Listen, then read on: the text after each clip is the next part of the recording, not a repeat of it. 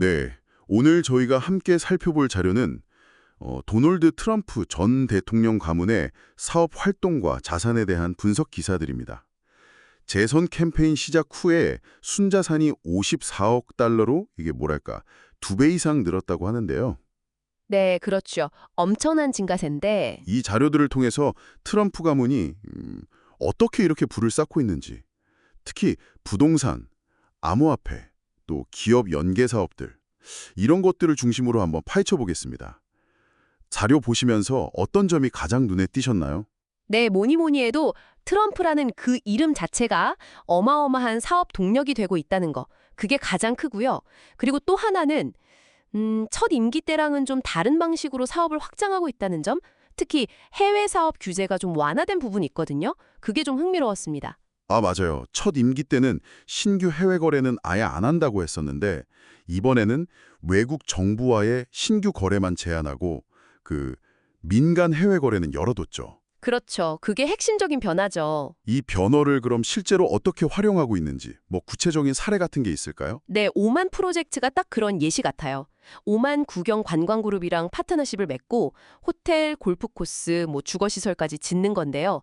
이게 단순히 부동산 개발이 아니라 광고 문구를 보면 궁극의 파워무브 이러면서 투자자한테 영주권까지 제공한다고 하더라고요. 영주권까지요? 와. 네, 미국 동맹국 그것도 이제 정부 관련 기업과의 파트너십이라는 점이 중요해 보입니다. 아, 그리고 카타르 프로젝트도 비슷한 맥락인데 약간 또 달라요. 카타르 국부 펀드, 그러니까 국가가 운영하는 투자 기금이 세운 부동산 회사랑 손을 잡았거든요. 트럼프 브랜드 골프 클럽이랑 빌라를 짓는데 이건 어떻게 보면 첫 임기 때 그 외국 정부 거래 제한 약속, 그 경계를 약간 좀 시험하는 것처럼 보일 수도 있죠. 그렇군요. 아, 그리고 사위인 제로드 쿠슈너. 이 사람 활동도 좀 눈에 띄네요. 알바니아 옛 군사기지 부지에 리조트를 짓고 세르비아 베오그라드, 거긴 또 네이터 폭격 부지였다면서요? 거기에 트럼프 타워를 세우려 한다고요? 맞아요. 특히 그 베오그라드 건은 뭐랄까 역사적으로 굉장히 민감한 장소잖아요. 거기에 트럼프 브랜드를 입히려는 거라 현지에서 반발 시위도 있었다고 하고요. 아, 논란이 있겠네요, 확실히. 네. 근데 쿠슈너 측에서는 자금 대부분은 사우디 같은 걸프 지역 펀드에서 왔고 앞으로 4년간 추가 자금 조달은 없을 거다 이렇게 밝히면서 그 이해충돌 가능성 우려를 좀 잠재우려는 모습이긴 합니다. 그렇군요. 부동산 말고 그 암호화폐 분야 진출은 진짜 좀 의외인데요? 트럼프 본인이 예전엔 비트코인 사기라고까지 했었잖아요. 그랬었죠. 완전 180도 입장을 바꾼 거죠. 이제는 암호화폐 지지자로 나섰으니까요.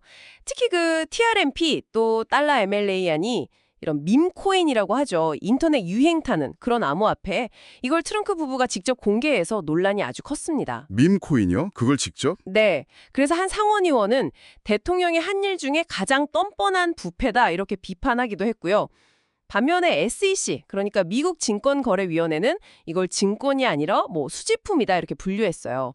좀 애매하죠. 수집품이라. 네. 그리고 또 월드리버티 파이낸셜이라는 암호화폐 프로젝트도 있어요. 이것도 트럼프랑 새 아들이 막 홍보에 참여하고 그랬는데 순수익의 약 75%가 트럼프 가문으로 간다고 하더라고요. 그 구조가 좀. 또 예전에 SEC한테 사기 소송을 당했던 저스틴 선이라는 인물이 거액을 투자하고 나서 그 소송이 중단됐다는 점도 기사에서는 지적하고 있고요. 와, 그 연결고리도 참 그렇군요. 이제 기업들과의 관계도 한번 보죠. 장남인 트럼프 주니어 활동이 특히 많아진 것 같아요. 네, 맞아요. 재선 직후에 여러 기업의 고문으로 합류했어요.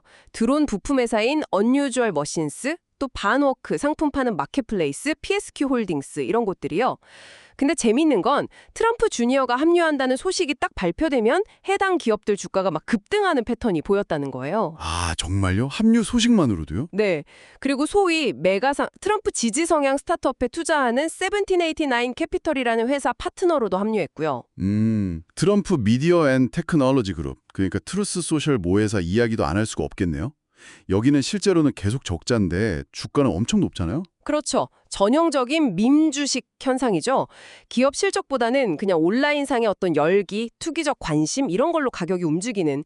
그 외에도 보면 재선 이후에 메타나 X 같은 큰 기업들이 트럼프 측이랑 하던 소송을 합의금 주고 끝낸다거나 아마존이 멜라니아 트럼프 다큐판권을 꽤 비싸게 사들였다거나 이런 식의 연결고리들이 계속 나오고 있습니다. 이야, 이 모든 걸 종합해보면 결국 트럼프 가문이 대통령직이라는 어떤 배경과 영향력을 발판 삼아서 사업 영역을 진짜 전방위적으로 넓히고 있다. 이렇게 볼 수 있겠네요. 네, 핵심은 그거죠. 트럼프라는 브랜드 가치를 정말 극대화하려는 전략으로 보입니다.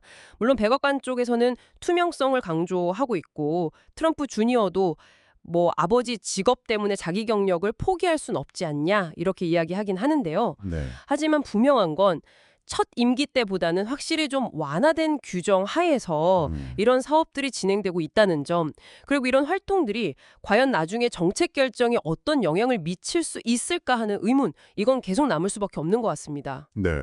오늘 저희는 트럼프 가문의 굉장히 광범위한 사업 활동과 자산 증가에 대한 자료들을 좀 깊이 있게 들여다봤습니다. 부동산부터 암호화폐 또 여러 기업들과의 연계까지 그 범위가 정말 넓다는 걸 알 수 있었네요. 그렇죠. 어떤 정치적인 입장을 떠나서 한번 생각해 볼 지점은 이런 것 같아요.